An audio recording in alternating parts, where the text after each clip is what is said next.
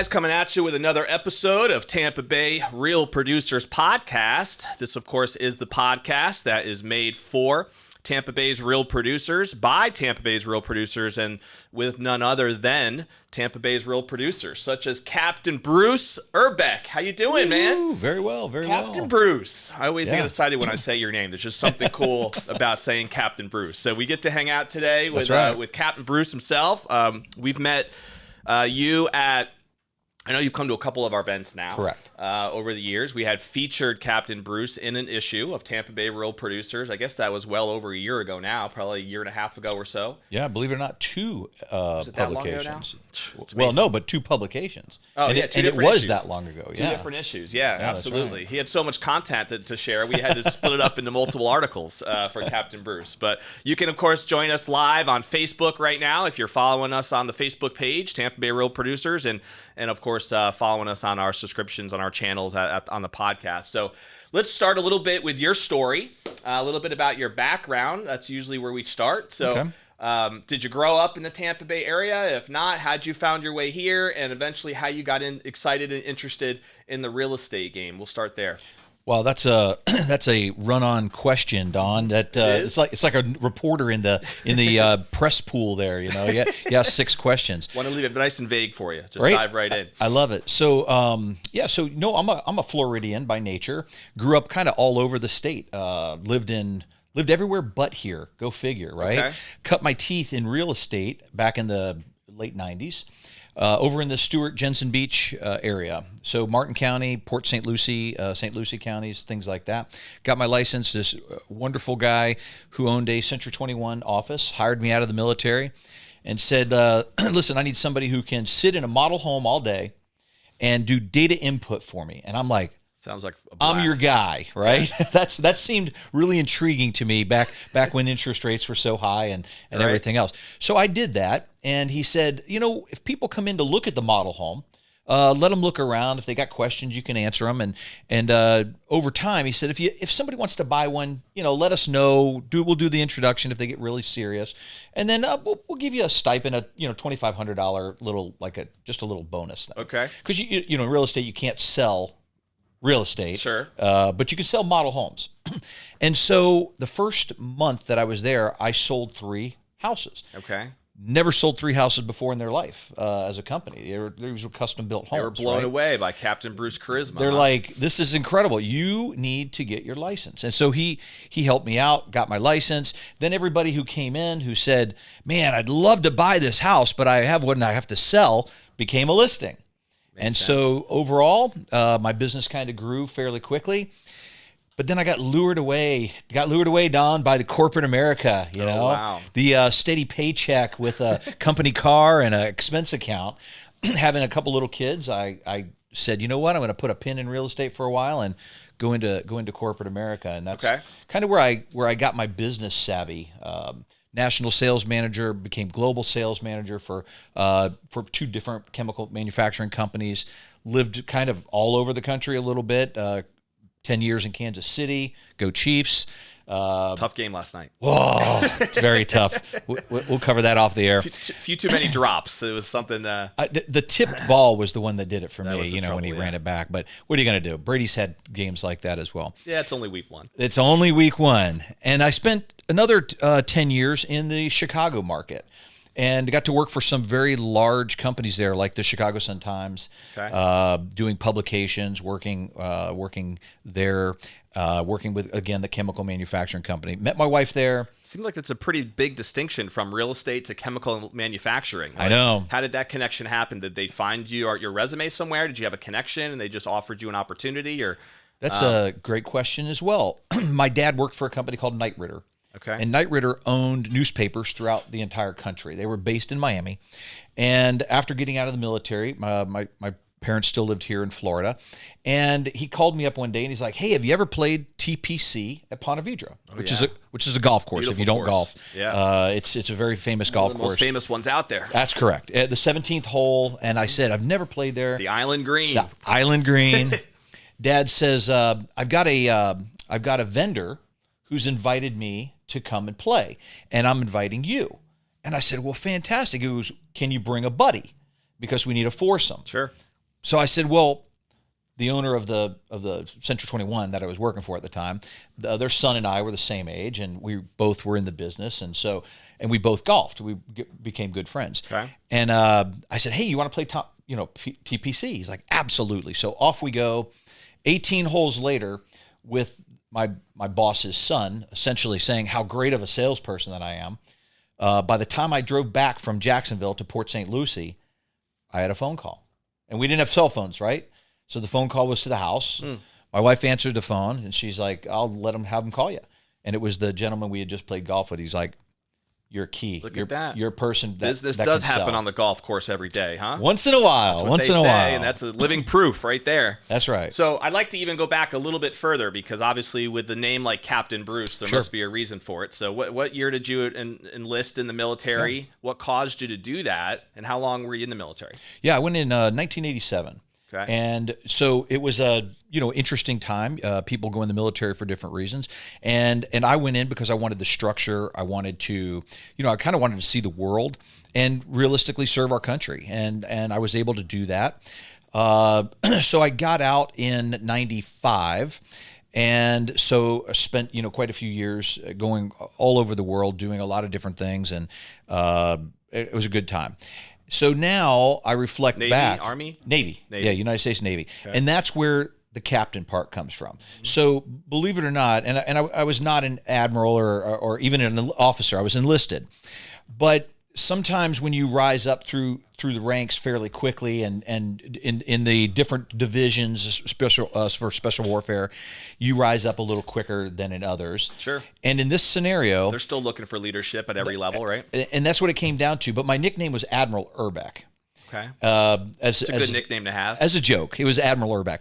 But I felt after I got out of the military, it was a demotion, so I went to captain. And who gave you the nickname? Your just friends, okay. friends and family who who got to know me fairly well, right? Gotcha. Throughout the years of hey, let's go here and do this, and it's like, man, Bruce is leading the way. Let's roll. There you go. Yeah. So the captain part. What do you think you learned? I'm sure you learned a lot, but is there something that you think stands out to you the most that you learned from those years in the military? Man, I would say don't stop doing what you're doing. Once you start it and you build your game plan out, you get your mission specifics done. And you know your waypoints, you know your guidance. Just keep going through. Rough times. If you hit rough times, guess what? It's a biblical principle. This too shall end. Okay, yeah, no doubt. And I promise you, if you put your head to it and you put your mind to it and you just keep driving, whatever's on the other side of that it's gonna happen for you. And so that's what I took away. Number one takeaway from the military is because you can be anything you want to be. Sure. Okay. Sounds if you have like the right mindset. Well, it's the other branch. It's one of the other branches. Right. We won't talk about them today. Do you still get into the Army-Navy game every year? So I've been to the Army-Navy game for the last 3 years. Yeah. My nephew is at West Point right now. Nice. And he's in his first year, which is his senior year. And so, yeah, we razz each other a little bit, but he's a little too young for me to really get on him. So Right, I gotcha. I have two cousins who actually went to Annapolis. And, fantastic! They're super educated then. Yeah, they loved it. Yeah. One of them ended up working in Pearl Harbor. She graduated from Annapolis and was stationed in Pearl Harbor as an officer.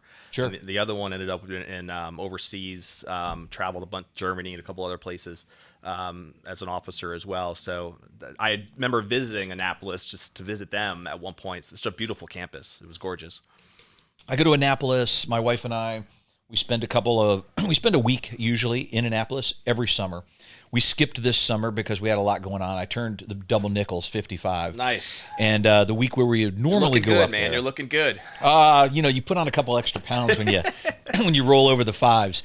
But normally we go up there. We spend a week with friends of ours on their boat, and it's July 4th week always. We got. Man, Annapolis, July 4th. Yeah, that sounds fireworks. magical. Yeah. It's fantastic. That's cool. That sounds really awesome. So you spent, it sounds like 8 years in the military. Yeah. Did you have thoughts that you were going to be a career man in that space, or did you always feel like you were going to be heading out and doing something else? Yeah, no, I was going to be in there for life, for the most part for life. And I was in, the decision to get out was a knee-jerk reaction. And what do they tell you? Never Jimmy Buffett song that says a temporary feeling or permanent permanent reminder of a temporary feeling or a temporary emotion. Sounds like a Jimmy Buffett song. I think it is. Jimmy Buffett. That sounds familiar. God bless him. Yes. God rest his soul, I guess I should say. But it was, we were in Hurghada, Egypt, and I was on board a Tin Can, which is a destroyer. And we would wake up in the morning and we would jump into a helicopter and we would fly over to some other smaller boats, cargo container ships, things like that.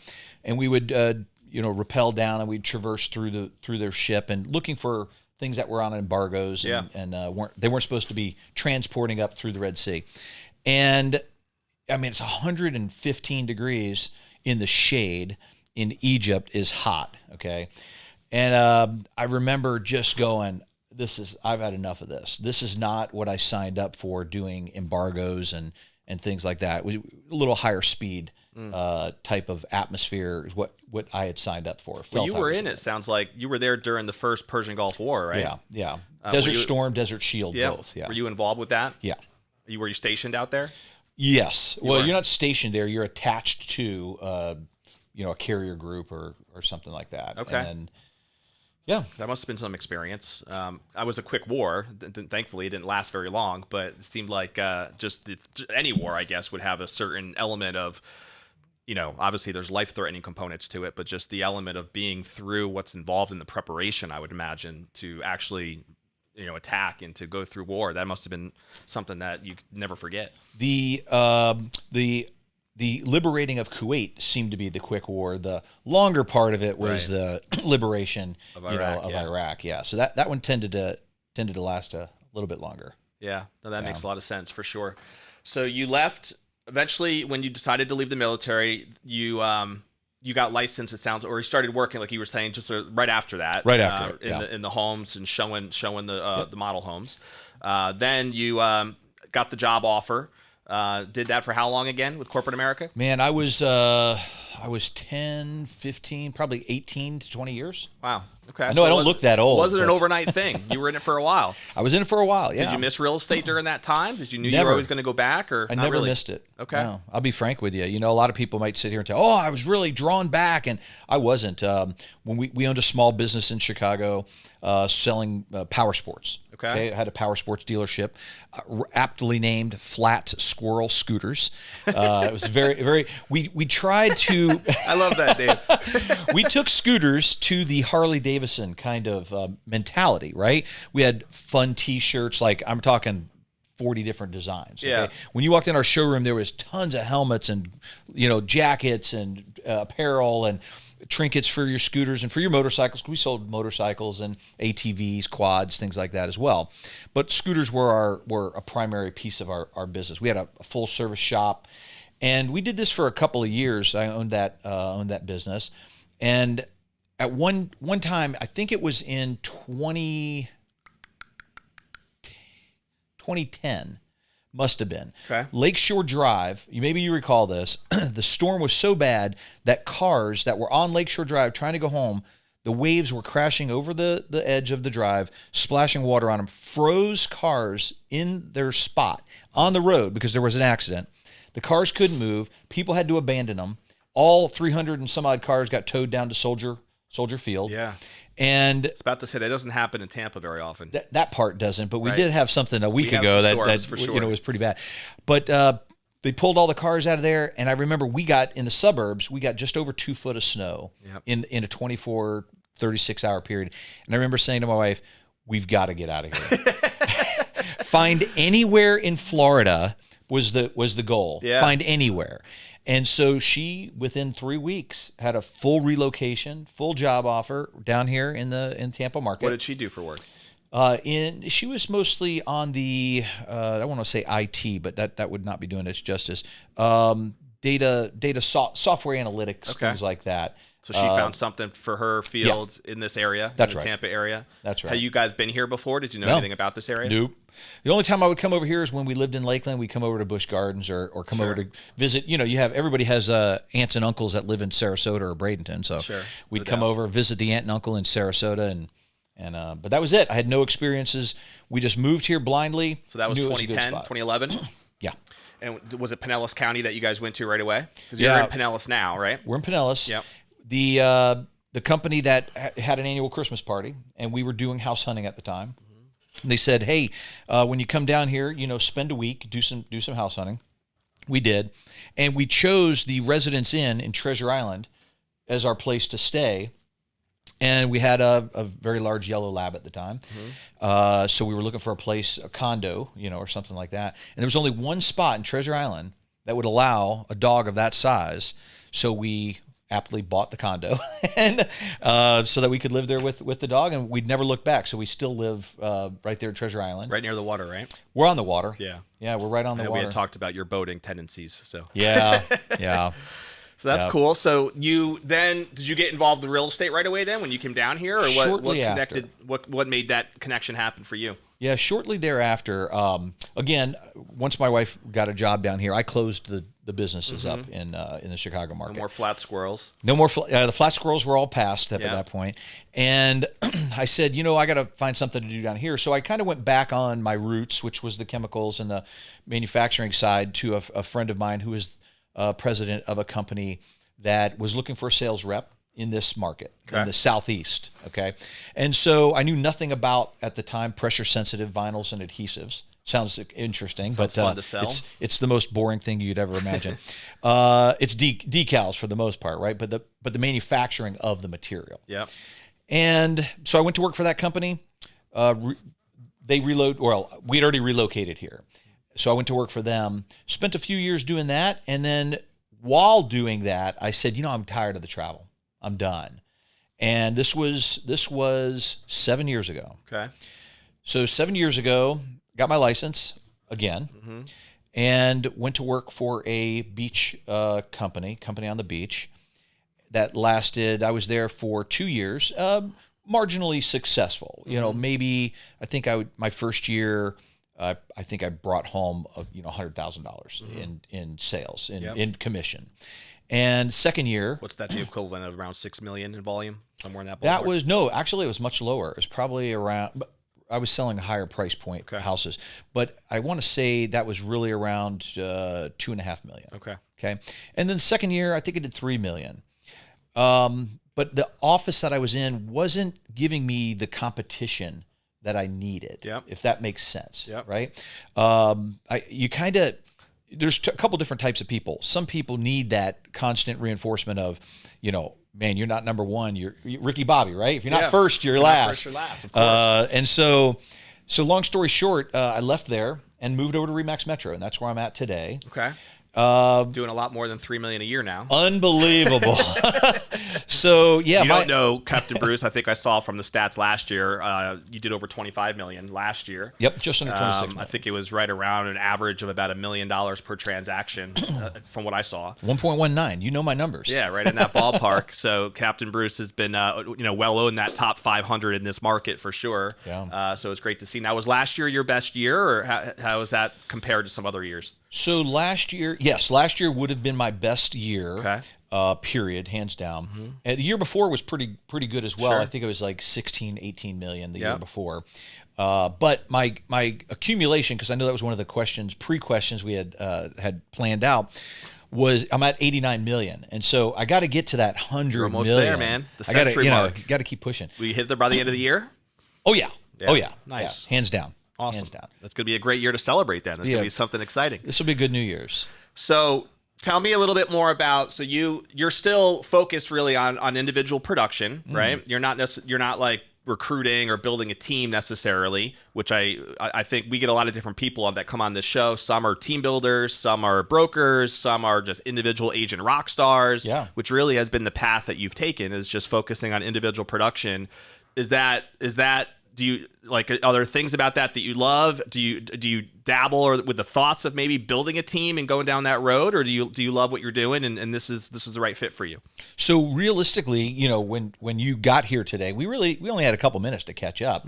So you don't know, I just launched a team. I didn't know. Yeah, I know. Let's break the news, baby. It's just breaking news. I love it. Like recently this year. Like recently, like this month. Okay, very cool. Okay. So yeah, I now have as Captain Bruce home team. Nice. Okay. And let's see, we have 2 brand new agents. We have 2 seasoned agents. Okay. So far, we have an admin, and a transaction coordinator. Very cool. So that's our team. We just moved Captain into Bruce home teams, baby. We're That's growing right. it. That's right. We just moved into a little office space in our downtown Remax Metro downtown St. Petersburg facility. Yep. And it's a Rick little Brown still the man over there? Rick Brown. Yeah, Rick Brown I is still Rick. around. Shout Yeah. out to Rick, man. Remax was a client of mine, actually. I was telling you when I had Snell Isle back in the day. So Rick was the main guy that I would connect with to talk about their programs and campaign and stuff for Snell Isle. So I'm glad to hear he's still doing well and running the show over there, huh? Rick Brown is still around, and Marcus is our managing broker. Yeah. You know, he's kind of like, Marcus. Yep. yeah, Marcus, great man. He's the guy. He's the guy that gets things done. You know, Rick's the face, and Marcus is the. You know, he puts his thumb on it. It's a great office you have, Remax Metro. We they know how to feature work. a lot of We work agents out of together there. You have a lot of great top producers that come out of that office, so it seems like they really have some good support, good programs. From my perspective, anyway, it's what I've noticed. It seems like that's been the case. Yeah. Is most of your work, would you say, on the St. Pete's, the downtown side? Do you do a lot more on the beaches side? What's your main niche, if you have one? Yeah, it's mostly beaches, Terra Verde up to Clearwater. Beaches is the number one, our meatiest part of the market, right? But frankly, in the last 3 years, we've sold everything in from Apollo Beach, Bradenton, Sarasota, all the way over to Tampa, Wesley Chapel. Oh wow! So you are all over. Yeah, town and country. I mean, so we've done different. I say we now because we're the team leader now, are man. the team, and so Are the agents located in different areas, or are they focused mostly in Pinellas? Yeah, they're all exclusively right now in Pinellas. Okay. We're really not set up to branch outside of that currently. We want to learn to walk before we run. And frankly, this all started a year and a half ago with a guy named Jared James. I'm sure you've heard of. I've heard the name. Jared James. Jared James is probably, I think he would probably be ranked number 1 or 2 as far as coaches go in our industry, in the real estate industry. Brian Buffini would be another gentleman. So I don't know how they would categorize who's number 1, who's number 2, but I know both are big. Both are very valued contributors to the Remax brand. They come to our annual conferences. They always do great presentations. And I ended up taking a mastermind class with Jared James and a guy named Rick Fuller. Okay. And so if you look Rick Fuller up, he's not in Florida.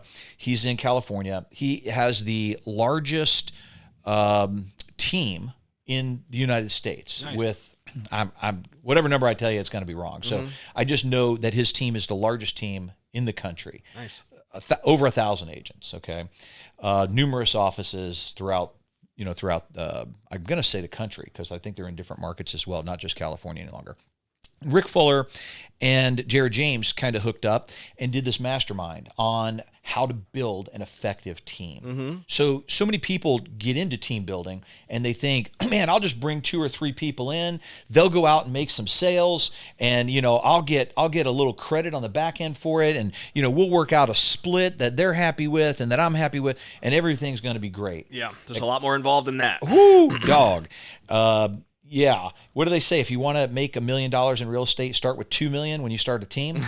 Okay. Makes sense. Yeah. But so it does take a little bit of time. It takes a little bit of money. It takes a lot of effort, and hopefully with a lot of coaching with the guys who are and ladies, guys and girls who are working with me as team members, a little bit of coaching, a little bit of mentoring, a little bit of guidance, a bunch of leads. Yeah. Hopefully through all of those things, we're going to have a successful team, and we will encroach here into the Tampa market as well. So your focus then has probably shifted a little bit, I'd imagine, from over the last 5 years. You've been focused on solely lead gen for your own volume, right? Yeah. And building your own business, serving your clients at a high level, and providing great customer service and all those good things that top agents do, right? That's correct. Now, with this team launch that you just mentioned, how are you finding that balance of, are you still doing self-production? And I'm assuming not everything is going to the team, or maybe it is. I know a lot of brokers operate that way, and some team leaders do. But how has that kind of distinction been, or that I would imagine that would arise some challenges potentially for you too, balancing the self-production, not losing some of those numbers, and then still supporting, providing leads for the team, providing the support that the team probably needs. How has that been for you going through this on the early stages? Sure. Great question. Again, multifaceted question. I like the multifaceted questions. So we're in our infancy right now. So we haven't had a lot of opportunities for me to say, hey, I'm going to take this guy or I'm going to give that guy. Right. Right now we're really in the building of the team, and so we're doing ride-alongs. They're coming with me with a buyer and seeing what each how you open the doors, even right. Gotcha. How you present a property. I can't tell you how many times. These are all new agents that you have on the team? 2 new agents, 2 very experienced agents. Gotcha. Okay. So the experienced agents, they don't need that. Yep. But what they do need is they need the leadership and the mentorship and hey, have you thought about this? What's not working for you? Well, let's fix that. Yep. Let's see what we can do there. Coaching, yeah. But for the newer agents, so it's really multifaceted, right? Every day is a little bit different if you really looked at it. Mm-hmm. Some days it's a lot of one-on-ones. Other days it's a team environment. Other days it's an individual effort. And so yes, I've not let go of the reins entirely. So you're leading by example, basically. That's a great way to put it. Lead by example. But my primary focus for the team right now is for me to generate the listings, right? Yep. So if I'm out there generating listings, name recognition, got the listing presentation that is unbeat today, okay? Mm-hmm. Unbeat. I've not lost a listing since I switched to my new listing presentation. Nice. We're going to hit on that next. Correct. Yeah. I figured you might want to talk about that. But as far as that goes, I'm focusing on the listings. And boy, did I pick the wrong time to do it, because there's like no listings out there. Hey, well, this is the time for the champions to step up, I guess. Right? I mean, this is the valleys we were talking about earlier. And when you hit those valleys, you just got to keep on going. And that's what we're doing. Mental toughness plays That's exactly right. That's right. So let's talk a little bit about some of these tweaks that you've made and why it's been effective, in your opinion, on this listing side, because I think that's some nitty-gritty type content that some people would probably love to hear about in the audience. So what did you change? What's been working for you? You don't have to like role play your whole presentation or anything, but what are some of the key things that you think have made a difference? I can't imagine how many times people say mindset, right? Mindset. That's what you need. You need the right mindset. And I'm going to tell you that is the number one thing. And so, but I'm going to give you the meat. Okay, I'm not just going to give you and say, oh, it's the mindset, and you go ahead and have the right mindset. It is, but here's the mindset. When I walk into a listing presentation now, I actually tell the sellers, and I say sellers because typically there might be 2 people there, a husband and wife, partners, whatever that dynamic looks like, and myself. The other day, I took 2 agents, one new and one that's been around, okay, on a $3.4 million listing opportunity.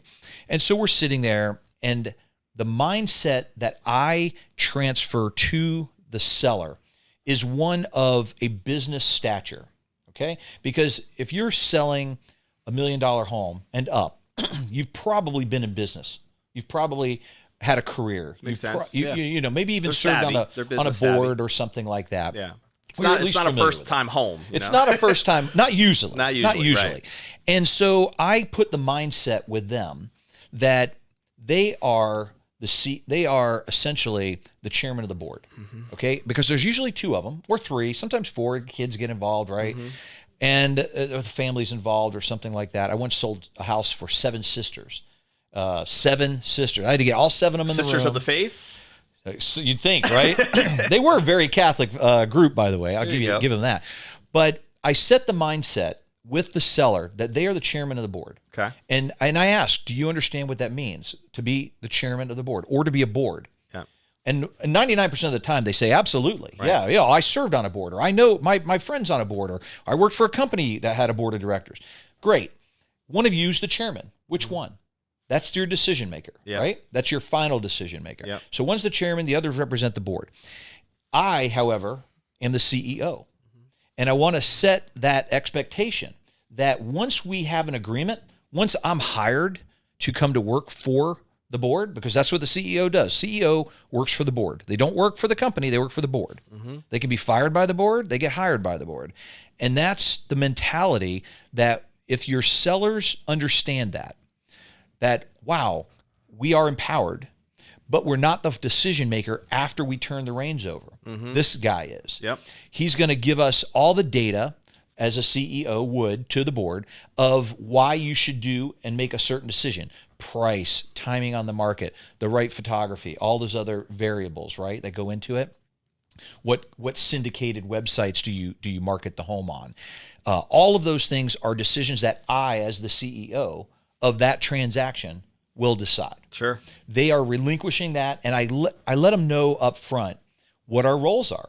By doing that, it sets their mindset for the entire transaction. If it's going to take 90 days to get a contract on the house, they understand that that's what it's going to take. Yeah. And what I'm doing. And I give them updates and things like that.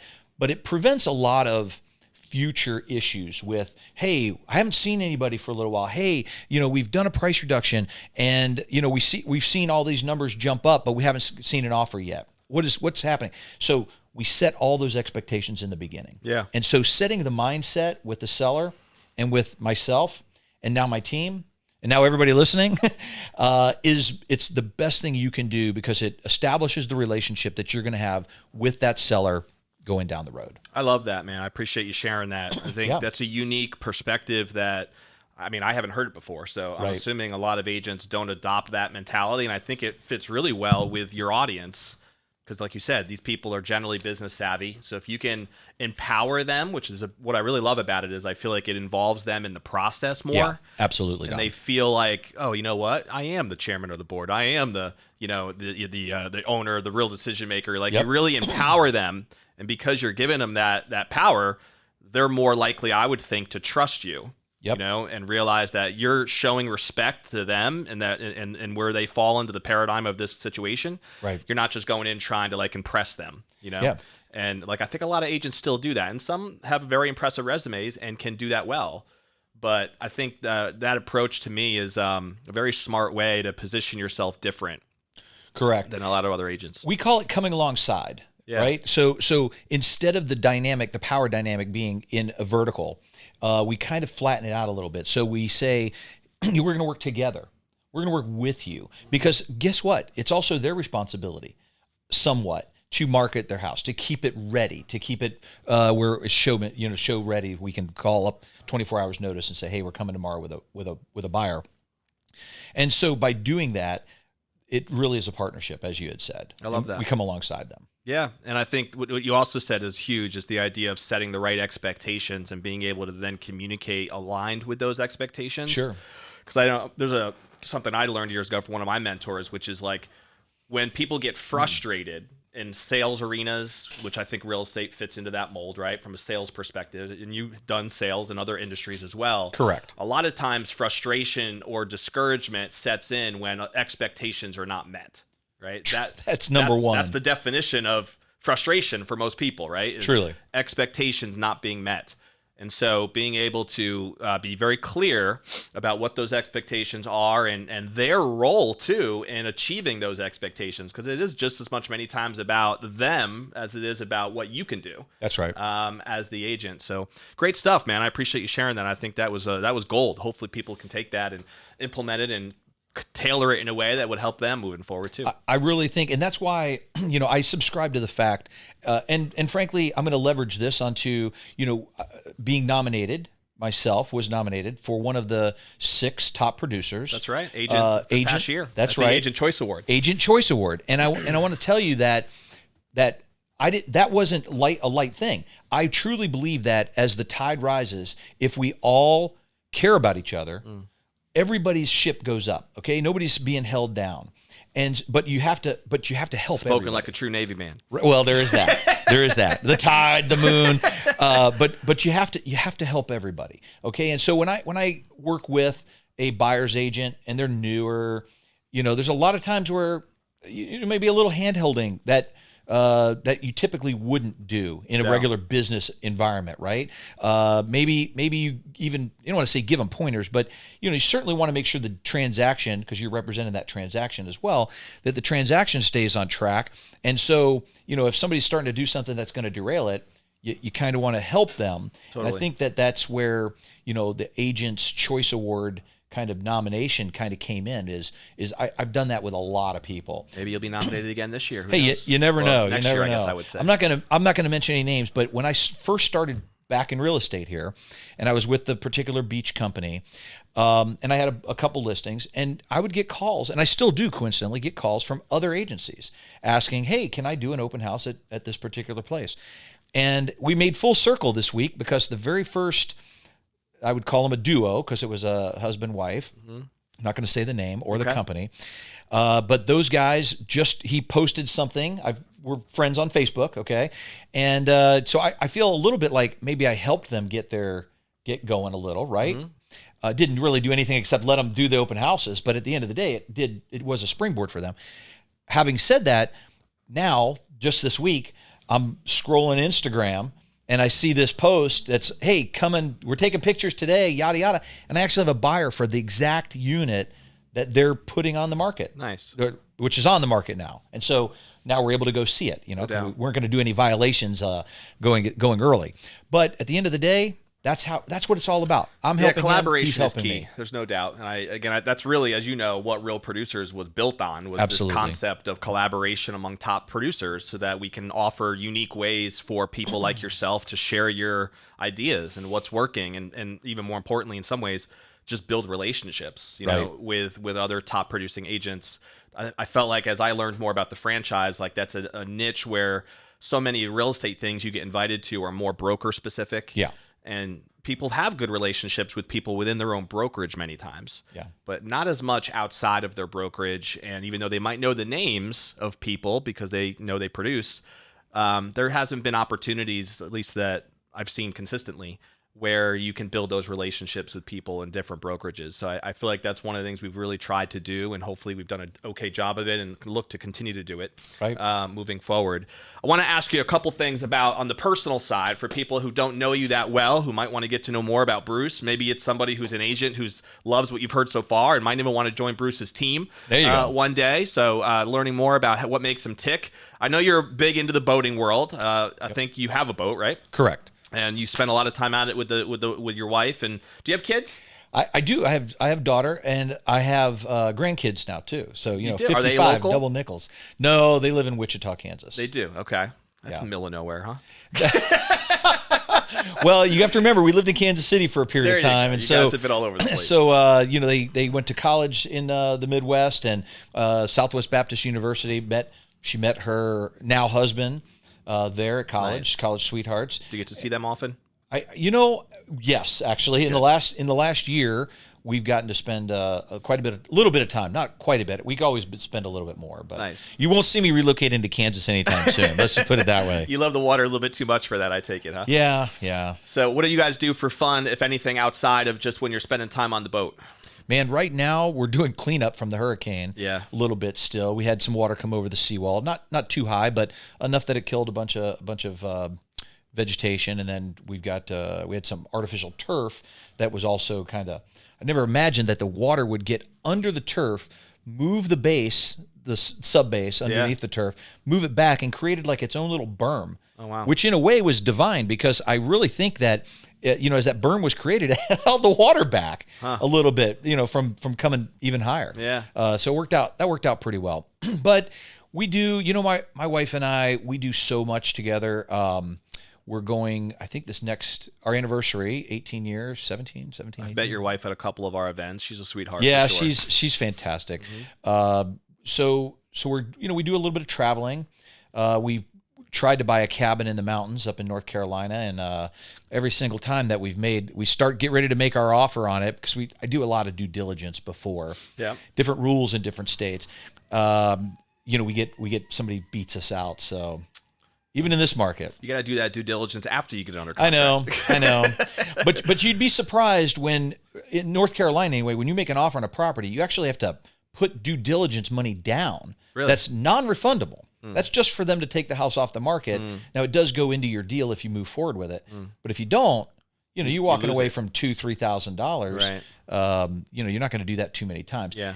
And this last one, and I won't go off on this tyrant, but this last one had a partially private road that led up to it, and we really needed to understand who owns the road, right? Because it's gravel, and it's at an elevation where it does get some weather and some snow, a little bit of ice, and if who's responsible for that was a big question. Makes sense. Probably a good idea to know who that is. Right? Before you Do you have sign a favorite online. place to travel? Any favorite spot? Is it the mountains of North Carolina or somewhere else? Yeah, we like going to the mountains twice a year. We try to get up there in the summertime when it's really hot here, which we just got back in August from. And we like going up around Christmas, New Year's. You know, it gives you that change of scenery, a little change of temperature. It's a good time to get out of here and Get check to out. wear a jacket. If you're going to go to a cold weather, that's the time to do it. That's it. Yeah. That's right. I get so it. we enjoy that. I think I had shared with you, Army Navy game for the last 3 years. Yeah. I took my wife to her first Chiefs game last year. Nice. I've I've never been to the stadium. It's on my list. Oh, you've never been to Arrowhead? Never been to a Chiefs game. It's absolutely fantastic. There's no experience like it. Seems like it's a cool environment. It's the barbecue. You have to tailgate. Yeah. In Kansas City, it's like a college game day experience. Yeah, they're known for their barbecue. That's for sure. They're known for the barbecue. So we did the whole thing. We I'm waiting for the tailgated. Giants to play them there. I'm a New York guy, so I grew up as a Giants fan. I'm actually going to New York this year. The Giants are playing the Bills in Buffalo, so I'll be up for that game. Nice. But if they ever make it to Arrowhead, because they don't ever really play there, No. I'd love to go and make a little road trip and see if I can hit it up. That would be sweet. My wife and I were in Giants Jets Stadium, Meadowlands, right? Yeah. You Just can still last call year. it Giants Stadium. It's okay. Giant Stadium. Yeah, we were there last year for the Army Navy game. That's where it was. Happened to be. Usually they're in Philly, right? Yeah. Yeah. Yeah. Sometimes they do have them in Jersey. I went to one years ago in Giant Stadium, and it was so cold. I remember going to that game, but we sat right next to the midshipmen, in the crowd. I'm all so the sorry. officers. It Boy, was is that awesome. loud. It was a great experience. I'll never forget it. I was a teenager. It was years ago now, but it was a really cool memory for sure. Yeah. Couple rapid fire things just about you personally. Number one, do you have a favorite book or author or maybe even a seminar that you've attended that you feel like has made a big impact on you? Yeah, the number one book that I would recommend is called Selling to Vito, VITO. It stands for Very Important Top Officer. Oh, that's cool. And it's a book that gives you some language that will help you when you're making cold calls, will help you when you're calling that expired or you're calling, and it's not a real estate book, but if you change the language from just a business perspective, to something real estate related, it will definitely help you. And understanding that the person that you're speaking to on the other end of the phone really is a Vito. They are a very important top officer, right? They're the chairman of the board. Yeah, I love that. And so the mindset that I go into after reading that book, it really did help me a lot because it gave me that mindset of, hey, this is a very important top officer. I'm very respectful in how I transition, how I communicate with that individual. I love it. The title is Selling with Vito? Selling to Selling Vito, to. That makes more sense, VITO. yeah. Selling to Vito. I haven't heard of that before. I'll have to check it out. Yeah, I'm the a other huge book guy, I'd recommend is called First Things First. Yeah, I heard of that. Fantastic read. A little bit of a long read. It's not something you could pick up and just catch up on an airplane. You really need to digest that one. Gives you a baseline for quadrants, how to understand what's busy work, what's important, what's necessary, and it kind of breaks it into four quadrants. About your priorities. It's all about priorities, but it's also about personal priorities as well as business priorities, because I am a victim of being tied to the hip of the cell phone. Aren't we all? Okay, and the email. And so how many times, I can't tell you, I'm out with my wife or I'm out with friends and the phone rings and I look at it and I'm like, I got to take it. It's a name. It's not a random number, or it doesn't say telemarketer. Right. And I take that call 8:00 at night because frankly, that's the access I want my sellers or my buyers to have. Yeah, I get it. It makes sense. And it's always a balance there as to It's a balance, what's though. the right thing to do professionally versus do I have that balance on the personal side where I know I have certain time that's protected. We've talked about that multiple times as well on this podcast with people over the months here. I've heard people talk about that on your podcast. And I always like the people who say, I'm not 9 to 5 and at 5:00 I turn the phone off. I hate that guy. I actually hate that guy because I did a transaction with that guy, right? Yeah. And he's like, I turn my phone off every day at 5:00, and I'm like, dude, we have to do some business still. There's some questions that have to get answered. Things pop up. I'm sorry, we really need to know, a little bit before. Like, hey, can we get in there on Wednesday? Can I set the appointment for the inspector per se? Real estate is not a 9-to-5 business. I think most people understand that and know that. Now, you can create systems where maybe you personally are not available at certain hours, but that, I think, means you have to have something set up where you still have somebody who can answer those calls, who's going to know what they need to know and provide information, right? That's correct. And that's where I think some of the team building stuff comes into play, is having always accessible info, even if it's not you, that's always the person who's always available, right? Right. That's right, Don. Individually. What about, do you have a favorite movie or TV show that you enjoyed? I mean, that's a great question too. I love all these great questions. Top Gun. Oh, of course. The movie Top Gun is the reason I went in the Navy. Is it really? It is absolutely, hands down, the reason I went in the Navy. How about that? Yeah.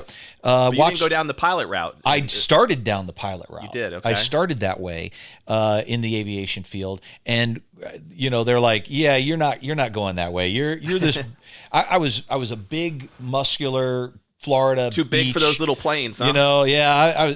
And although my depth perception, everything was spot on, but you got to be an officer, in order to fly anything. I didn't in know the that. Navy. Yeah, you can't. It's not an enlisted job. Okay. And so the Rotary, I believe, you can still be enlisted for warrant officer. Gotcha. But everything else, fixed wing, you're definitely an officer.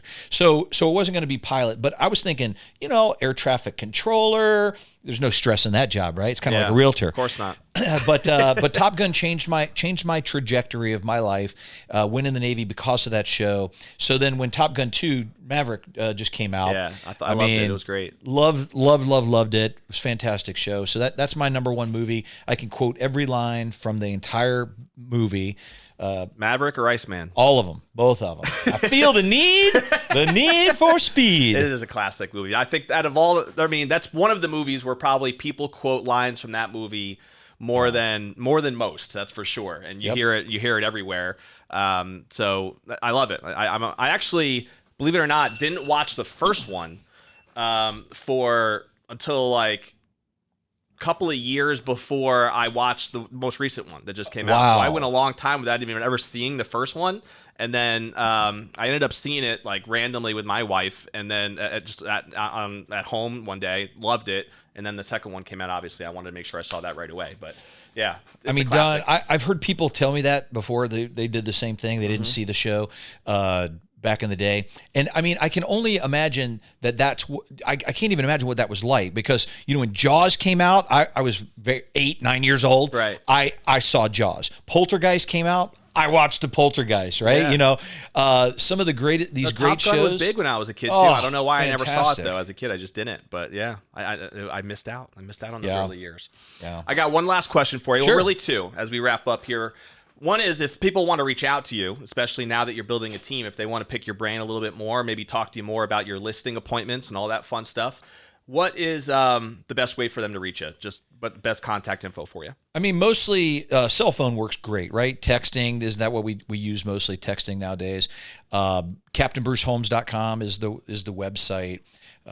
Let's see, Captain Bruce. What is it? Oh my gosh. Captain just look Bruce. up Pat Bruce. Yeah. You'll bump into him somewhere. I promise, if you just Google Captain Bruce, it pops up. So please leave me a positive review, not a negative one.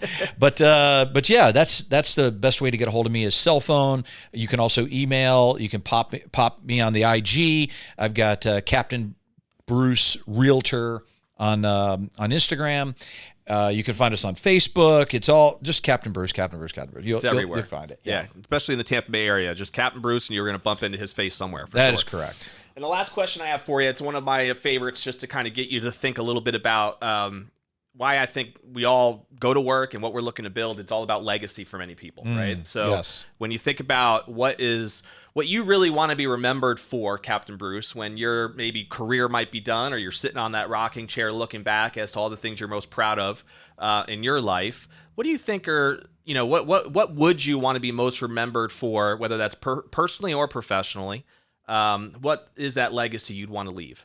Man, I truly have come full circle on this. You start here and then you go here, and it became all about the money, and then it becomes about the relationships. And now, here it is now. I'm trying to build this team because I realistically want to help others to be successful. I would like them to. I coached college soccer. Yep. I don't know if we didn't really even talk about that. We didn't. I coached club. We'll have to have you on another episode. Right? Club and college soccer, boys and girls. And, we did national championships. We've done state cups. ups. We've won some of the largest tournaments in the country with Chicago Magic, out of the Chicago market, and then Kansas City and the Kansas City market. Nice.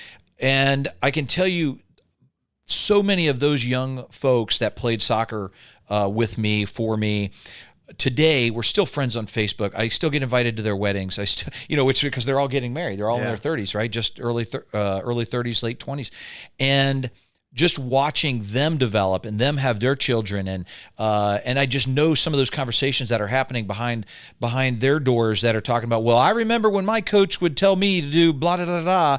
And it's just that impact that you can have on people in a positive way that really just helps society as a whole. No doubt. And so that's what I hope, that when my day comes and I'm in that box at the front of the room, that people stand up and say, that he really just helped me to become who they are today. It's cool. And I think being a team leader in real estate is definitely one of the ways that you can do just that, and right be able to give back in a business that is necessary, that there's a need for. That's right. And I think you can never have too much good leadership in this industry. So, and frankly, you and I have discussed this before offline, raising the bar. Yeah. Okay. Raising the bar of quality of realtor. Yeah. Okay. It's a low entry point. Let's face it. To be a realtor, it's not a high bar. Okay. And you could step over it for most people. But to elevate that from just being I'm doing this on the side, okay, to a full-time job and a profession. And that's where I think you've got to delineate with, you want that 80-20 rule. No doubt. Yeah. Well, it was good to have you here, man. Thanks, Don. I'm excited to dive in what we did, and I hope that the audience got some good nuggets from our conversation here today, and we can follow us on our YouTube channel moving forward. We're going to end this episode the way we always do, which is with a challenge, and that is that if you took the time to watch us live on Facebook today, or you have taken the time to subscribe to our YouTube channel, Tampa Bay Real Producers Podcast, if you haven't subscribed yet, what is one thing, just one action step that you can take from the time you invested in watching this today that is going to help move you forward in your personal and professional business life? Maybe it's implementing some of his tips for the listing meetings, right? I think that was awesome. And maybe you have to change your mentality about how you approach these sellers and come up with a better way to connect and build better expectations. Maybe you have to watch Top Gun. I don't know exactly what it is, but there's got to be something that you can take from our conversation that provides you. Maybe it's one of the books that Captain Bruce recommended, but take an action step, do something, just one thing today that's going to move you forward in the right direction. And if you do, then you'll be on your path to becoming a real producer in the Tampa Bay market. So have a great rest of your day. We'll see you on the next episode of Tampa Bay Real Producers.